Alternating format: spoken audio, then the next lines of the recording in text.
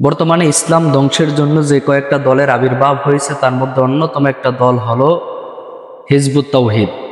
তাদেরকে আসলে হিজবুত তাওহীদ বলাটা শুদ্ধ হবে না, ওদেরকে বলা দরকার হলো হিজবুত শয়তান। ওরা হলো শয়তানের দল। ওরা ইসলামের নাম ব্যবহার করে সাধারণ মুসলমানদেরকে ধোঁকা দিতেছে। তারা কোনো ব্যবসা খুঁজে পায় না, তো তারা কি করতেছে, এখন ইসলামের ব্যবসা শুরু করছে, ধর্ম ব্যবসা শুরু করছে। এই ধর্মের নাম দিয়া তারপর তারা হাজার হাজার কোটি কোটি টাকা ইনকাম করতেছে আর মানুষদেরকে ধোঁকা দিতেছে। এরা, আমি মনে করি এরা হলো দাজ্জালের অনুসারী। এদেরকে যারা অনুসরণ করবে তারা দাজ্জালকে অনুসরণ করবে।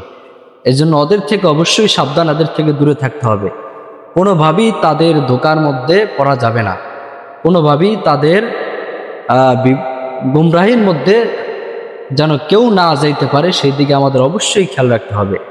এক কথায় তাদের কথা যেন কোনো ব্যক্তি না শুনে। তাদের প্রত্যেকটা কথার মধ্যে শিরকি।